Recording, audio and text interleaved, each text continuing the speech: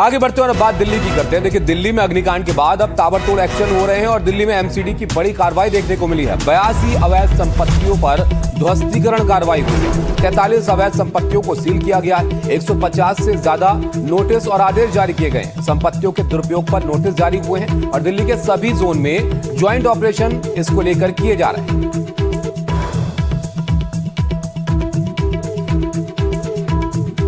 तो दिल्ली के मालवीय नगर इलाके में जिस तरह का मामला देखने को मिला था, अग्निकांड हुआ, 21 लोगों की मौत वहां पर हो गई। उसके बाद अब तमाम इन तरह की प्रॉपर्टीज को तलाशा जा रहा है जहां पर नियमों का उल्लंघन हुआ है और कुछ अवैध गतिविधियां वहां पर देखने को मिल रही हैं। ऐसे में दिल्ली में एमसीडी ये बड़ी कार्रवाई यहां पर कर रही है और 82 अवैध संपत्तियों पर ध्वस्तीकरण के एक्शन यहां पर लिए जा रहे हैं, जिसमें से 43 अवैध संपत्तियों को सील यहां पर कर दिया गया है। 150 से ज्यादा को नोटिस दिया गया है और आदेश जारी किए गए हैं। संपत्तियों के दुरुपयोग पर ये नोटिस हैं और दिल्ली के सभी जोन में ज्वाइंट ऑपरेशन बाकायदा इसके लिए चलाया जा रहा है और तलाशा जा रहा है ऐसी प्रॉपर्टीज को। आप जानते हैं कि मालवीय नगर में जो मामला सामने आया था, वहां पर 6 कमरों की इजाजत थी और 25 कमरों का एक होटल बाकायदा चल रहा था बीएनबी के नाम पर, और जब आग लगी तो निकलने का कोई रास्ता नहीं था। 21 लोगों की मौत वहां पर हो गई थी और उसके बाद से इस बात को लेकर सवाल खड़े हुए कि आखिर नियमों का उल्लंघन जो खुले तौर पर दिल्ली में अलग अलग जगहों पर ये देखने को मिल रहा है, इसको कौन देखेगा। उसके बाद ये एक्शन यहाँ पर लिया जा रहा है। अब दिल्ली सरकार सख्त दिख रही है इस मामले में और 82 प्रॉपर्टीज हैं जिनको यहाँ पर चिन्हित किया गया, जिस पर ये कार्रवाई हुई है। 43 को अवैध संपत्तियों को सील यहाँ पर कर दिया गया है और 150 से ज्यादा ऐसी संपत्तियां हैं जिन पर नोटिस जारी किया गया है, जिनको लेकर आदेश जारी किया गया है और इन संपत्तियों के इस्तेमाल को यहाँ पर परखा जा रहा है कि कहीं नियमों का उल्लंघन तो इस मामले में नहीं हो रहा है। तो सीलिंग और ध्वस्तीकरण के एक्शन दिल्ली में इस अग्निकांड के बाद देखने को मिल रहा है।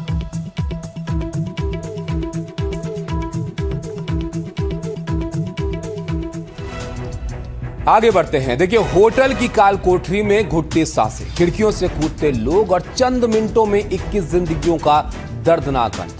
दहला देने वाली इस अग्निकांड का मुख्य आरोपी लवकेश बजाज अब पुलिस की गिरफ्त में, जिसके देश विरोधी बांग्लादेशी कनेक्शन ने जांच एजेंसियों के भी होश उड़ा दिए हैं। एक तरफ इस हादसे के बाद अवैध होटलों पर प्रशासन का पीला पंजा गरज रहा है, तो दूसरी तरफ चश्मदीद पुलिस वालों की आपबीती रोंगटे खड़े कर रही है। वो मंजर, वो तस्वीरें आज भी डरा रही हैं, जिसने चंद मिनटों में 21 लोगों की जान ली।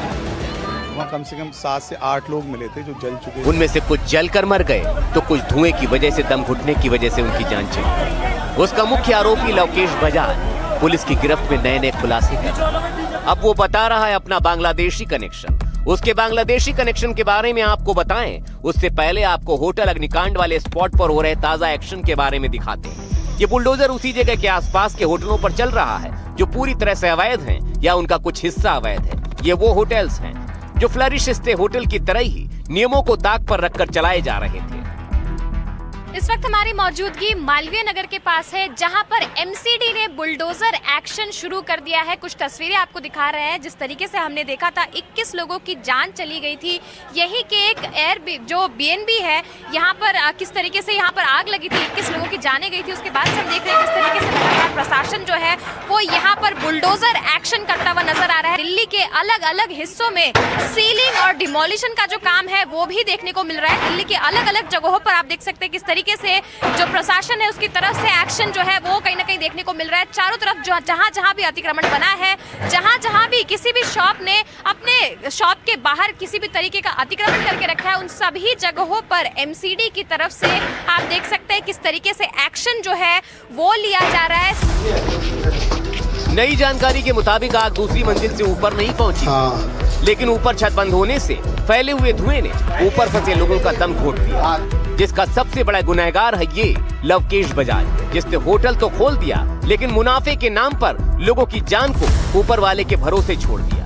अब लवकेश बजाज के बांग्लादेशी कनेक्शन को भी समझ लीजिए। लवकेश बजाज को इससे पहले अवैध बांग्लादेशियों से जुड़े फर्जी पासपोर्ट केस में भी गिरफ्तार किया जा चुका है। तब उसने बांग्लादेशी नागरिकों की पहचान से जुड़े दस्तावेजों के लिए जानबूझकर अपने घर के पते का इस्तेमाल करने दिया।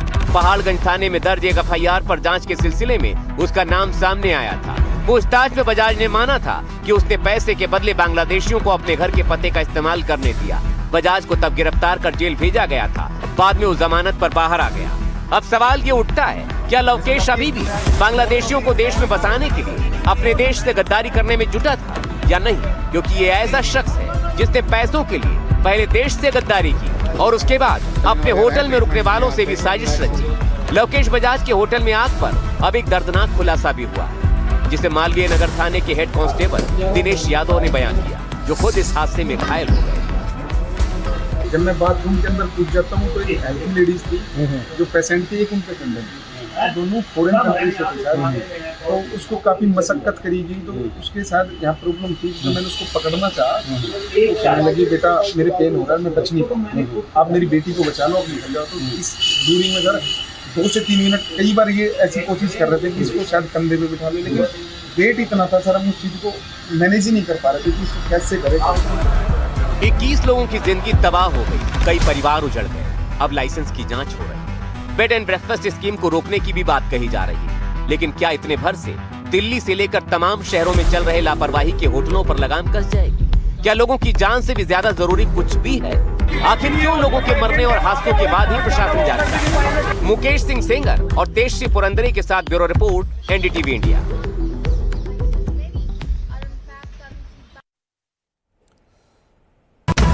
तो देखा आपने, जो आरोपी है वो बड़े बड़े खुलासे यहाँ पर इस मामले में कर रहा है। उधर दिल्ली सरकार एक्शन में है इस घटना के बाद से, और अग्निकांड के बाद अब बड़ा एक्शन यहाँ पर लिया जा रहा है। तमाम ऐसी जगहों को तलाशा जा रहा है जहाँ पर नियमों का उल्लंघन किया जा रहा है। 82 संपत्तियां हैं, अवैध संपत्तियां, जिस पर ध्वस्तीकरण की कार्रवाई यहाँ पर की जा रही है, और 43 अवैध संपत्तियों को सील यहाँ पर कर दिया गया है, और कई संपत्तियों को नोटिस जारी किया गया है कि वहां पर अगर नियमों का उल्लंघन हो रहा है तो उस पर जस्टिफिकेशन वो लोग दें। तो ये तमाम एक्शन हैं जो दिल्ली में इस अग्निकांड के बाद लिए जा रहे हैं। 21 लोगों की मौत हुई थी, और उसके बाद कई सवाल यहाँ पर खड़े हुए थे कि आखिर नियमों को ताक पर रखकर कैसे इस तरह के होटल दिल्ली में चल रहे हैं। बीएनबी के नाम पर परमिशन जितनी थी उससे कहीं ज्यादा कमरे बनाकर बगैर किसी इंतजाम के सब यहाँ पर किया जा रहा है, और ऐसे में अब इस सब के बाद तमाम ऐसी प्रॉपर्टीज को खंगाला जा रहा है जहां पर कहीं ना कहीं नियमों का उल्लंघन हो रहा है। तो सीलिंग भी हो रही है, ध्वस्तीकरण का एक्शन भी हो रहा है, और दिल्ली सरकार अब एक्शन मोड में है अग्निकांड की इस घटना के बाद।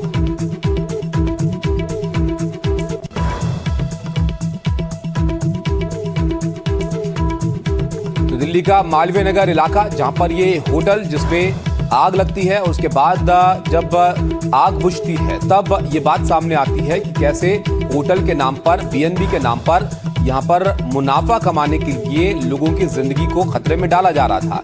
एक जगह जिसमें इजाजत जो थी उससे कहीं ज्यादा उसका कमर्शियली इस्तेमाल किया जा रहा था। रवीश हमारे साथ हैं। रवीश, देखिए, ये सवाल इस घटना के बाद बड़े अब हो गए हैं कि आखिर नियमों का उल्लंघन कहां पर हो रहा है और कैसे इस तरह की प्रॉपर्टीज अलग अलग जगह पर हैं। अब बताइए जरा, दिल्ली सरकार किस तरह से एक्शन ले रही है? ये जो डेमोलिशन और सीलिंग का काम किया जा रहा है, कहां पर हो रहा है? किस तरह की प्रॉपर्टीज हैं जो नोटिफाई की गई है?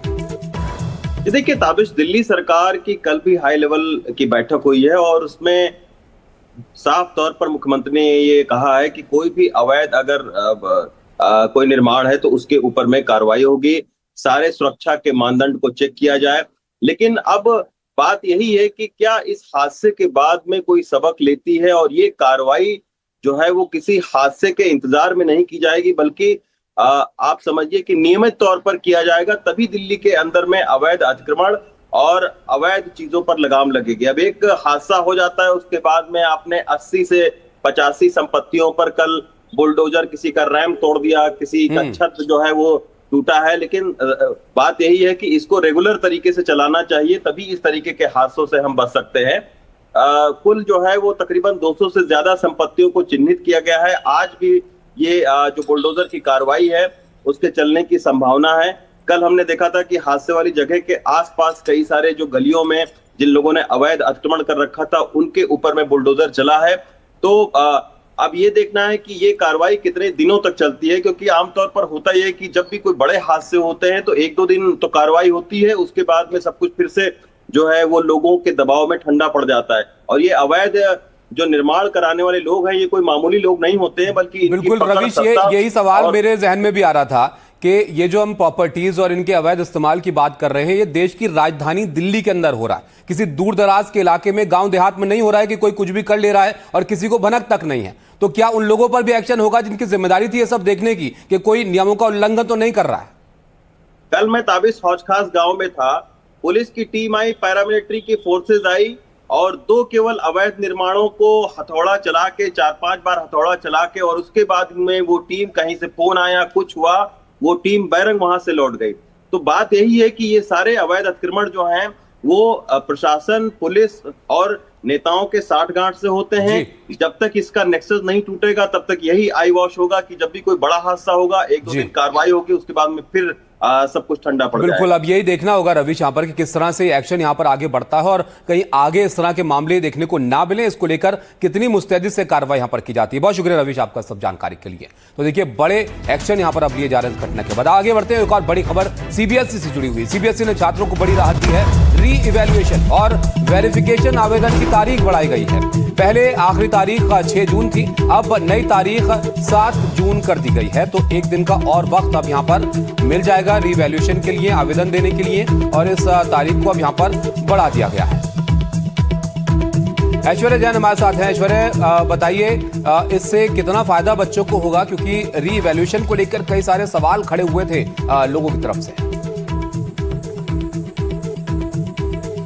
देखिए, गौरतलब है कि सीबीएसई के 12वीं कक्षा के जो परिणाम थे वो 13 मई 2026 को आए थे और उसके बाद से एक नोटिफिकेशन जारी करके सीबीएसई ने कहा था कि 6 जून मध्य रात्रि तक आप वेरिफिकेशन और रीवैल्यूएशन के लिए अपना पर्चा दाखिल कर सकते हैं। लेकिन कई बच्चों ने कंप्लेंट करी थी कि उनको तकनीकी परेशानियां आ रही हैं। कई बच्चों ने यह भी कंप्लेंट करी थी कि वो फॉर्म जमा नहीं कर पा रहे हैं और इसके कारण कई बच्चे रह गए थे रीवैल्यूएशन और वेरिफिकेशन जो करना चाहते थे। उसके बाद अब सीबीएसई ने उनको 24 घंटे की और मोहलत दी है। 7 जून यानी 7 जून मध्य रात्रि तक अब वो रीवैल्यूएशन और वेरिफिकेशन के लिए अपना फॉर्म जमा कर सकते हैं। इससे कई बच्चों को बिल्कुल राहत मिलेगी, क्योंकि यह जानकारी शिक्षा मंत्रालय द्वारा सीबीएसई को दी गई थी कि आप जितनी ज़्यादा से ज़्यादा कोशिश छात्रों को राहत देने की कर सकते हैं, आप करिए, और इसी की वजह से एक दिन का समय और बढ़ा दिया गया है।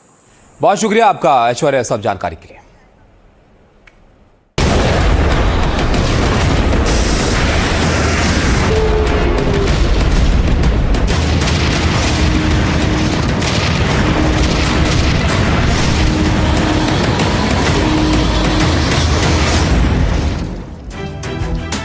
आगे बढ़ते हैं और अब बात ईरान